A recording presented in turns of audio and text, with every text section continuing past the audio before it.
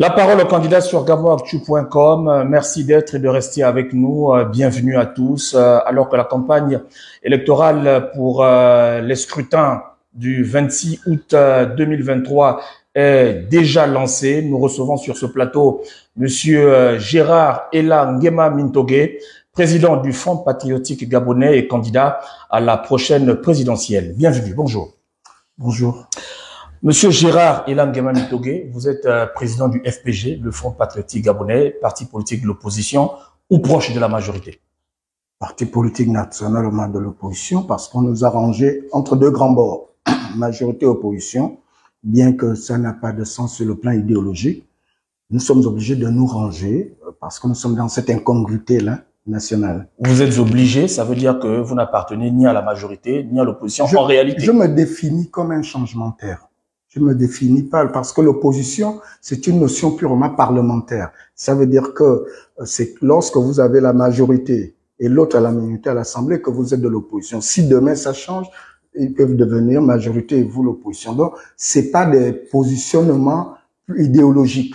C'est pourquoi j'ai du mal à me reconnaître.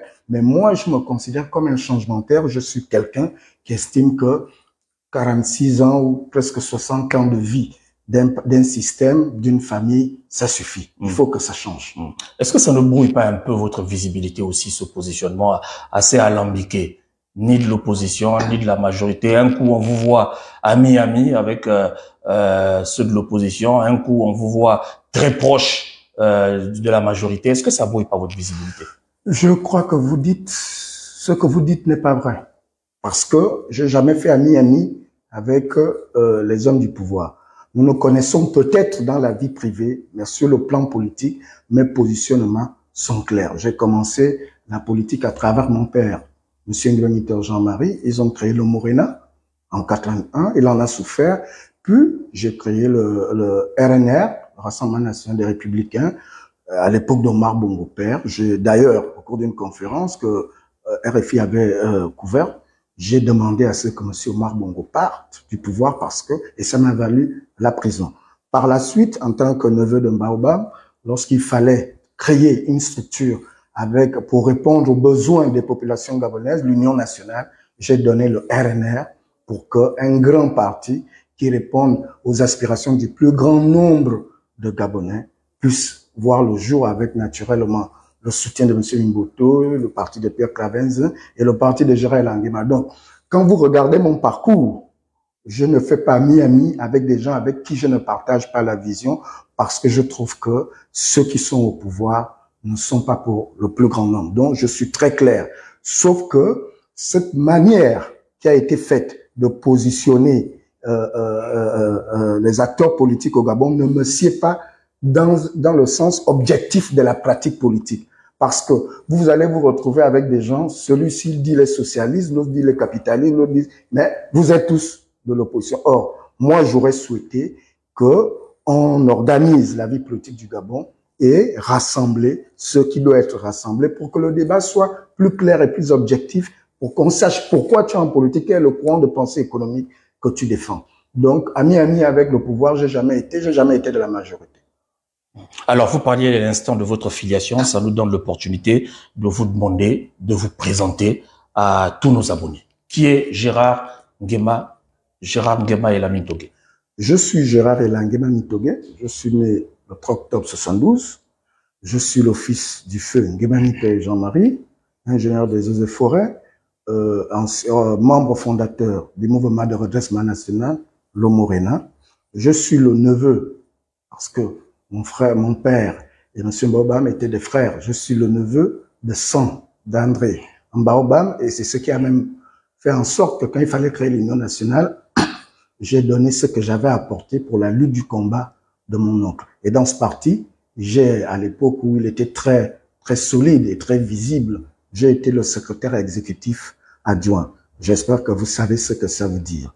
Maintenant, je suis de formation comptable, j'ai des enfants. Donc, voilà un peu, j'ai fait de la prison politique en 2003. J'ai fait de la prison politique. On aurait dit que je veux incendier la RTG parce que je suis contre le pouvoir. Donc, voilà l'homme que je suis. en vérité. Alors, vous êtes candidat à l'élection présidentielle d'août 2023. Vous vous définissez, vous l'aviez aussi dit en amont, comme un changementaire, et vous n'êtes pas forcément partisan de l'alternance. Qu'est-ce que ça veut dire? Alternance, changement, est-ce que l'un n'est pas dans l'autre? C'est le changement qui donne l'alternance. L'alternance ne donne pas forcément le changement. Pourquoi? Parce que si nous restons sur les sémantiques alternance, vous verrez que deux frères peuvent faire de l'alternance au sommet de l'État. Or, moi, je ne voudrais pas voir M. Ali Bongo faire la passe à son frère pour faire de pour résumer la notion de l'alternance. Nous, ce que nous voulons aujourd'hui, il faut que ces régimes... Ali Bongo n'a pas de frère candidat à l'élection présidentielle. Non, c'était pour qu'on apprécie la notion de l'alternance. Ça veut dire deux frères de sang peuvent faire l'alternance au sommet de l'État. Ça veut dire, si un jour, heureusement, je suis fils unique de ma mère, si mon frère, je suis président, mon frère venait à être mon adversaire et qu'il gagne, on a fait l'alternance. Ça s'est altéré entre deux individus différents. Or, moi, je suis de ceux qui pensent que il faut changer le pouvoir, pas seulement changer les hommes. Il faut changer le pouvoir, il faut changer le système politique. Il faut sortir du système politique comprador qui malmène les Gabonais, qui donne aux Gabonais une vie qui n'est pas la leur, un destin qui n'est pas le leur. Apparemment, c'est l'objectif de tous les autres challengers du président sortant. Apparemment, vous n'êtes pas très enthousiaste à l'idée d'une candidature unique en face. Non, je ne voudrais pas qu'on vende une illusion aux Gabonais. Parce qu'il y a une certaine opposition, une certaine société civile qui veulent conditionner le changement au sommet de l'État par une candidature consensuelle de l'opposition. Mais moi, ce que je relève qu'en 1993, il n'y avait pas de candidature consensuelle et il y avait 13 candidats à la présidence, donc 12 de l'opposition. Le peuple a su choisir Mbabe Soro. Pour aller vite, en 98, ça s'est passé de la même manière. Le peuple a choisi Mamboundou sans candidature consensuelle. 2016, le peuple, avec une candidature consensuelle, le peuple a choisi Jean Ping. Vous comprenez? Ce que ces deux figures, ça veut dire avec candidature consensuelle ou candidature non consensuelle, c'est que le peuple sait choisir un homme à une élection. Vous comprenez? Les deux figures ont gagné les élections.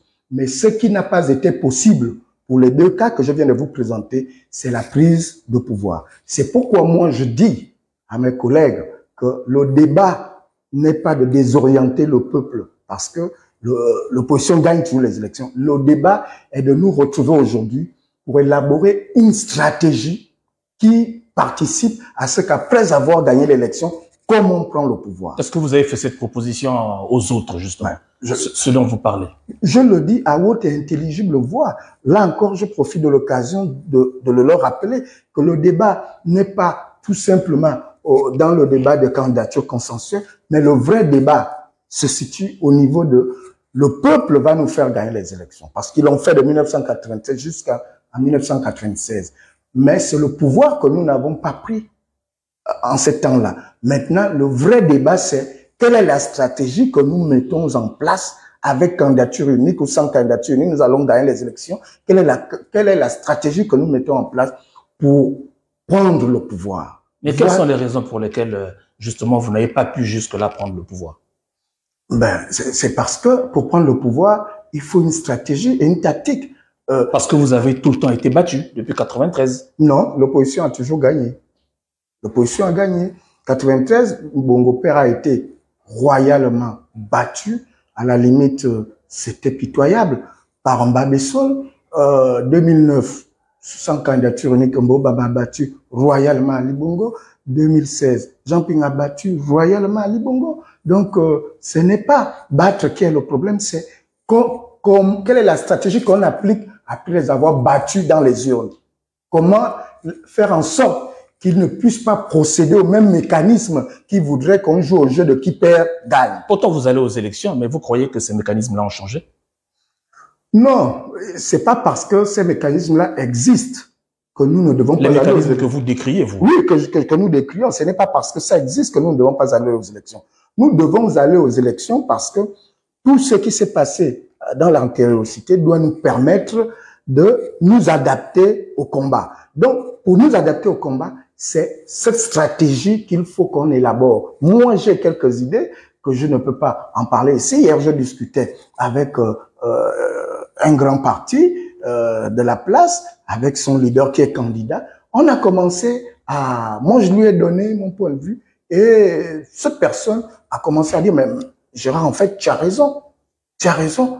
Voilà où se situe le vrai débat. Voilà. Bon, je vais transmettre ma réflexion d'ici demain et à elle aussi d'en discuter dans son état-major pour qu'on voit ensemble qu'est-ce qui est possible de faire dans le sens d'obliger le pouvoir à respecter la vérité des urnes. Monsieur Gérard Elangema, nous allons aux élections dans moins de 13 jours, une douzaine de jours. Vous y serez sans doute, puisque apparemment vous voulez aller jusqu'au bout cette fois-ci. Est-ce que vous vous sentez vraiment un destin national? Je me sens comme l'héritier même de ce qui se passe au Gabon. Parce que je vous citais mes deux parents de sang. Mon père biologique et mon père de sang. Ma famille paie le prix de son altruisme, de son engagement pour le plus grand nombre. Donc, je me sens comme dépositaire de ce combat qui me demande beaucoup de réflexion, beaucoup de stratégie. Je sais que je suis né pour ça. Je sais. Ne vous faites pas d'illusions. Vous croyez vraiment en vos chances de remporter cette élection présidentielle? Pourquoi pas? Mon destin est lié au Gabon. Votre assurance est basée sur quoi exactement? Pourquoi vous dites que cette fois-ci est la bonne pour vous? Parce que je sais ce qui va se passer. Même Ali, le principal adversaire, le sortant, sait que après lui, c'est moi. Même lui, il le sait. Il peut voir beaucoup de candidats. Il sait que après moi, c'est Gérard Elangema. Mais qu'est-ce que vous proposez aux Gabonais? Quelle est votre offre de gouvernance? Mon offre de gouvernance s'articule autour de le Gabon entreprise pour sa reconstruction. Ma vision est d'être dans la perspective de la fin des ressources naturelles un jour.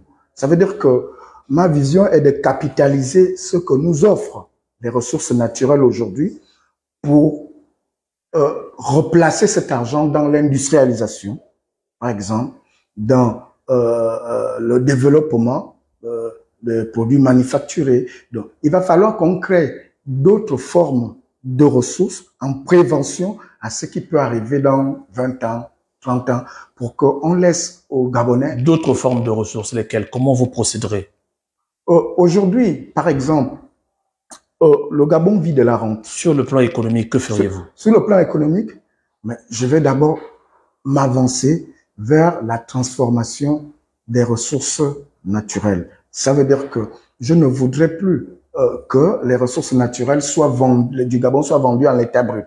Il faut qu'on commence à voir avec des experts. On va certainement importer des experts pour former localement des nationaux, pour que nous commencions à transformer ce que Dieu nous a donné pour y mettre une plus-value financière.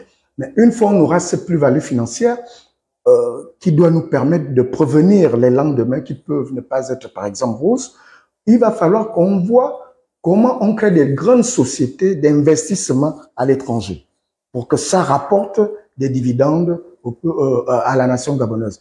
Il faut prendre la mairie, qui est un relais de l'État, faire des mairies, une mairie entreprise. Il faut sortir, par exemple, la mairie de ce jeu que les maires veulent, dans lequel les maires veulent le conserver, signer les actes de naissance, signer les actes de décès, vendre des petits tickets. Non. Il faut que la mairie, quand je serai président, la mairie doit être un outil de production, de finances publiques, d'emploi et d'entreprise. La mairie doit pouvoir avoir ses bâtiments, ça veut dire des cités, des lycées, collèges. La mairie doit pouvoir avoir des entreprises comme des grands garages mécaniques. Parce que tout cela va participer à produire un peu plus d'argent. Vous parlez de la mairie de Libreville, il y a beaucoup d'autres mairies Non, à travers le pays et nous savons que les choses sont plus ou moins centralisées aujourd'hui. Comment vous donnez justement la marge de manœuvre ça veut dire qu'il va falloir décentraliser certaines communes pour le moment. Moi, je veux être réaliste. On ne va pas décentraliser Boulengi Binza. Il va falloir... On va pas leur donner une autonomie. Une autonomie, parce que ils n'ont pas suffisamment de ressources pour vivre d'elles-mêmes. Et on peut décentraliser Libreville, on peut décentraliser Port-Gentil, on peut décentraliser Mouila, on peut décentraliser Oyem, on peut décentraliser Franceville. Leur donner une autre forme de fonctionnement, recadrer leur fonctionnement. Parce que tout le monde veut être maire aujourd'hui, parce que tout simplement, on a appris que la mairie, ils traînent beaucoup d'argent dans la mairie. Mais les gens ne veulent pas être maires aujourd'hui pour donner à la mairie un visage d'opérateur économique. Vous comprenez? Et c'est ce visage que je veux donner à la mairie. Il y a des problèmes d'infrastructure qui se posent, oui. D'équipements sociaux collectifs, oui. Des questions de logement, des questions d'éducation qui se posent avec beaucoup d'acuité. Que fera Gérard Elangema Mindole? Une fois je serai président, je vais passer d'abord à ce que j'appelle la mobilisation des fonds. Je procéderai comment? Je m'attaquerai à la fraude fiscale, je m'attaquerai au détournement, je prendrai les 18% accordés à la famille Bongo, je réduirai de 18%? Oui, de notre revenu intérieur. Parce que lorsqu'on vend le pétrole du Gabon, la France, par exemple, prenons une échelle 1000 francs, la France prend déjà 500. Dans les... Vous avez des preuves de ce que vous avancez? Oui, c'est même pourquoi je vais revisiter les accords avec la France. Les 500 qui restent, 250 francs restent au trésor public français. Dans les 250 francs qu'on renvoie chez nous, les Bongo ont 18% à l'intérieur. Et ces 18%, je vais les prendre, je vais les remettre au trésor pour avoir suffisamment d'argent. Qu'est-ce que je ferai encore? Le train de vie de l'État, je vais le réduire de manière drastique, voyez-vous. Regardez les hauts commissaires. On achète à chaque haut commissaire une voiture qui coûte à peu près 120 millions, le dernier VX. Ils sont 10. Ça donne quoi? 1 milliard 500 millions et quelques. Donc, alors qu'il y a des problèmes d'infrastructure comme... Donc, tout cet argent ramassé, et puis les résidus de pétrole. Il y a le pétrole qu'on retient tout de suite à l'exploitation. Il y a ce qu'on appelle les résidus. Il y a une machine qu'on appelle l'hydrocracker, qui coûte 500 milliards au Texas. Le Togo en a. Vous voyez, le Togo n'a pas de pétrole. Mais posez-vous la question, pourquoi le Togo s'est offert cette machine? Vous regardez la collaboration. Donc, moi-même, en tant que président, j'achèterai cette machine. On va reconditionner les déchets de pétrole du Gabon et en les reconditionnant, ça va nous donner presque le même apport que le pétrole à l'exploitation. Donc, je pourrai amener pratiquement le budget du Gabon à plus de 6 000 milliards de francs. Et ces 6 000 milliards de francs me permettront d'aller dans le sens de régler les questions d'infrastructure, l'école, les lycées. Je vais augmenter le salaire des Gabonais au moins à 1 million mois à partir des enseignants. Je vais créer un ordre des enseignants. Chaque fonctionnaire gabonais partira de 1 million de francs CFA parce que je crois qu'il le mérite et je crois que nous en avons les moyens. Les fonds politiques du président doivent être quantifiés. Son salaire doit être quantifié. On ne peut pas continuer à laisser fonctionner la République comme ça. Voyez-vous, lorsqu'on a arrêté les Alianga Boys, l'ancien ministre du pétrole qui avait été arrêté, a eu à faire une déclaration scandaleuse. Il a dit que l'argent que nous avons détourné s'estime à peu près à 100 milliards de francs CFA. Et Alianga de dire, je n'ai pas volé, c'est les fonds politiques du président. Donc, il va falloir quantifier ces fonds. Il va falloir savoir ce que l'argent du CEDOC fait, où ça part, et puis l'argent de beaucoup de régies. Et je vais, de manière claire, arrêter toutes les petites primes pour relever les salaires, pour que les Gabonais aient une belle pension à l'après-travail. De belles intentions, sûrement, Monsieur Gérard Elangema. Mais vous savez que vous n'aurez pas la majorité au Parlement, à l'Assemblée nationale, parce que vous n'avez pas suffisamment positionné de candidats, mais vous êtes sans ignorer que le pouvoir se gère aussi à l'Assemblée. C'est peut-être à 50-50 entre l'exécutif et le Parlement. Comment vous feriez si vous êtes élu président sans majorité à l'Assemblée? Et merci de m'ouvrir cette fenêtre. J'entends, une fois élu président, d'abord régler la question de la légitimité au Gabon. Parce que la question de la légalité nous emmène dans les travers que nous connaissons. Donc, c'est pourquoi je dis souvent que moi, président, au soir du 26 août, je sais qu'avec l'élection à un tour qui nous a été imposé, il ne sortira pas de là un candidat élu avec la majorité. Mais je vais faire quoi? Je vais faire en sorte que le deuxième après moi devienne mon vice-président, le troisième après moi devienne mon vice-premier ministre, ainsi de suite. Parce que je veux d'une démocratie électorale participative apaisée pour permettre de reconstruire notre unité nationale. À partir de là, à partir de ces personnes qui vont être mes seconds, j'aurai nécessairement la majorité parce que je veux que la légitimité et la majorité et la légalité se croisent. Mais maintenant, si je constate que je n'ai pas cette majorité-là et que j'ai envie de construire le Gabon, je poserai un acte fort d'un gouvernant qui a des ambitions. Pourquoi pas dissoudre l'Assemblée, puisque notre pays a besoin d'être totalement réformé sur le plan institutionnel. Donc, c'est une voie qui m'est offerte, donc je n'ai pas peur de cela. Avec le mode du scrutin, est-ce que vous croyez que l'alternance est possible aujourd'hui? C'est pourquoi je vous disais, ça crée un problème dans ma tête. Nous avons choisi un format, c'est la démocratie. Vous le connaissez mieux que moi peut-être.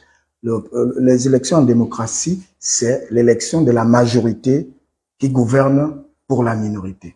Or, le format que nous avons choisi ne donnera pas de majorité à qui que ce soit. C'est un format rétrograde, c'est une trouvaille incroyable. Donc, à partir de... C'est même d'ailleurs, lorsque ces idées avaient été énoncées lors de la concertation, où bon, il y avait un peu à boire, à manger pour ceux qui le voulaient, j'ai décidé de ne pas y être. Je suis sorti de là. J'ai dit, je ne participe pas à cette concertation parce que le visage que cette concertation me donnait était un visage égoïste qui était organisé pour plaire à un homme, pour réduire tout au format d'un homme d'Ali Bongo. Monsieur Gérard Elangema, vous êtes président de la République au soir du 26 août prochain. On vous demandera peut-être de prendre position sur les derniers développements de l'actualité internationale au Niger. Êtes-vous favorable au retour des dictatures militaires à la tête des pays en Afrique? Quel est votre point de vue sur la question?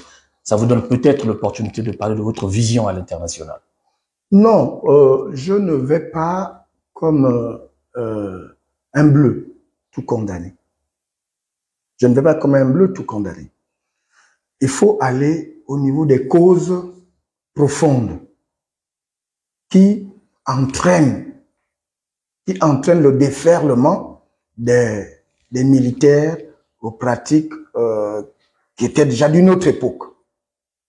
Pourquoi les militaires reviennent en branle?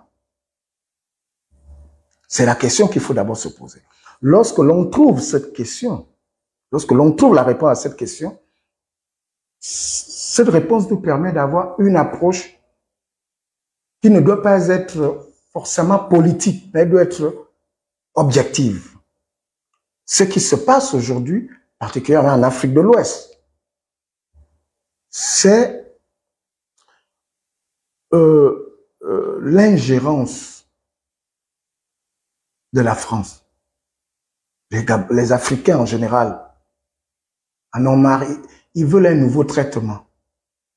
Les Africains en général ont le sentiment que la France soutient ses préfets qu'elle installe. Et parfois, ces préfets ne sont pas au niveau des attentes des populations, malgré ce qu'ils ont entre les mains pour bien gouverner.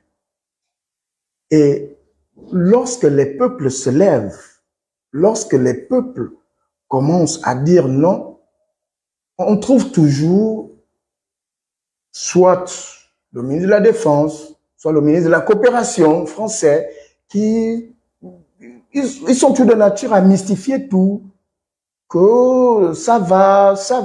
Et c'est ce qui parfois pousse beaucoup de militaires aujourd'hui à prendre leurs responsabilités dans leurs pays respectifs. Vous avez vu ce que le Sénégal a failli devenir il y a quelque temps. Je dis Dieu merci, le président sénégalais s'est ressaisi. Vous voyez ce qui s'est passé au Burkina, aujourd'hui au Niger. Donc, je ne veux pas être un politique qui fait la langue de bois. Le retour des militaires est créé par les politiques. Les politiques qui se donnent un format de vie. Et lorsqu'ils arrivent au terme de la liberté que leur donne ce format, s'agrippent ou créent des alliances que tout le monde perçoit. Ça n'était peut-être pas le cas au Niger. Oui, ce n'était peut-être pas le cas, mais de manière générale. De manière générale, la cause du retour des militaires est une cause qui est créée par les préfets de nos pays, des pays qui nous ont colonisés.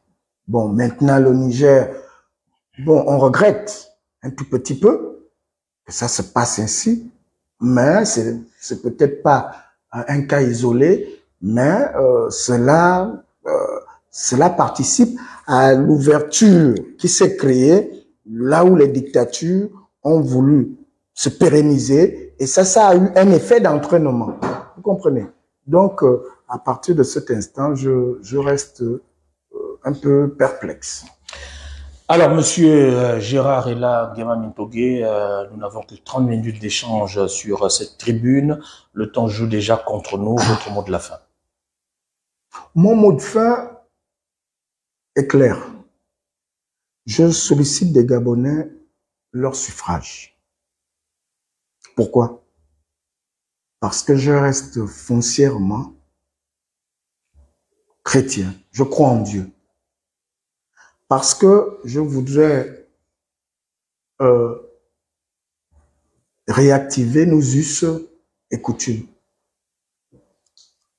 Parce que je voudrais, au soir du 26 août, si je suis élu, je vais repénaliser l'homosexualité. Je vais repénaliser l'adultère. Parce que qu'il faut d'abord établir la morale dans ce pays et la crainte de Dieu pour que ce pays soit bien gouverné. Nous sommes allés dans tous les sens. Et je pense que les Gabonais méritent mieux. Parce que j'entends libérer les magistrats du joug de l'exécutif. Parce que je voudrais qu'un Gabonais qui naît, il ait 1000 mètres de terre gratuitement. Chaque Gabonais qui naît au Gabon doit avoir 1000 mètres carrés de terre. C'est son pays. Parce que je voudrais combattre la vie chère. Je voudrais que le kilo de poisson au Gabon coûte au maximum 1500. C'est notre poisson, ce sont nos côtes. Parce que je voudrais que chaque Gabonais ait un habitat décent. Je ne dis pas que tout le monde aura la même maison. Mais je dis, nous pouvons faire en sorte, avec le bois, la terre, les briques, le ciment que nous avons, nous pouvons permettre à chaque Gabonais d'avoir un habitat acceptable.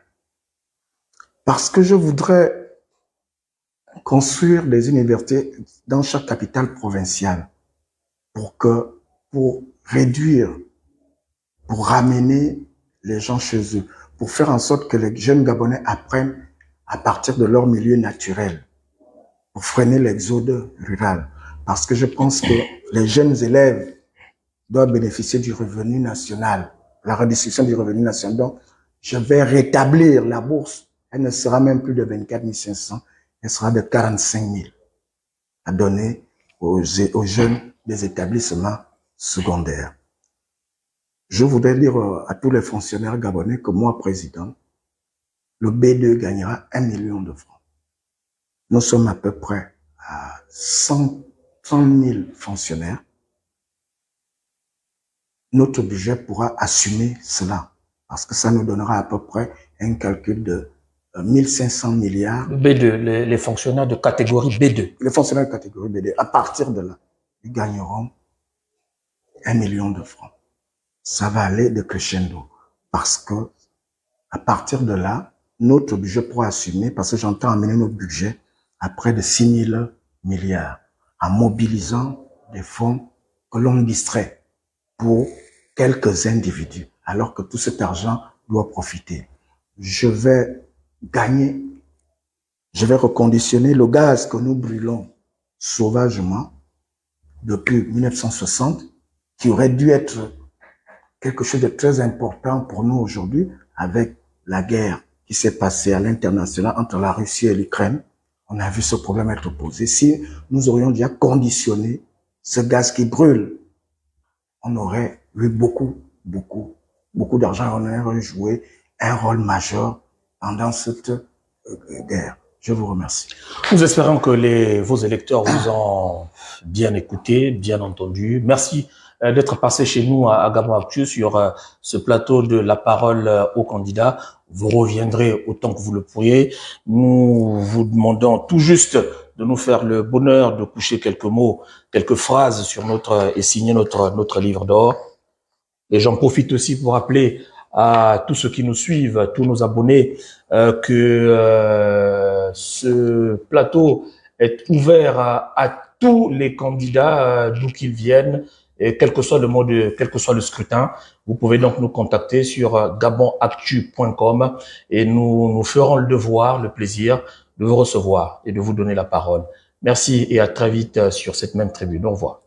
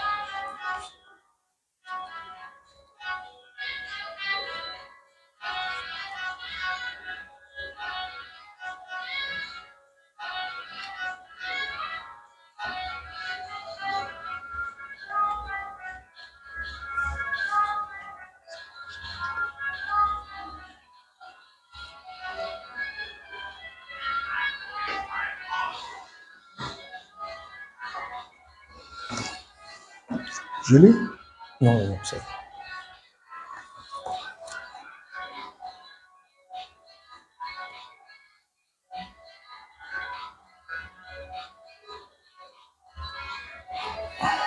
Merci beaucoup, Monsieur le Président. Mais merci beaucoup. C'est moi qui vous remercie énormément. Je vous souhaite beaucoup de courage, bonne chance pour vos challenges. Et merci de revenir nous voir au cas où vous avez besoin d'informer et de vous adresser à vos électeurs. Merci beaucoup. Je vous souhaite un bon développement. Au revoir. Merci.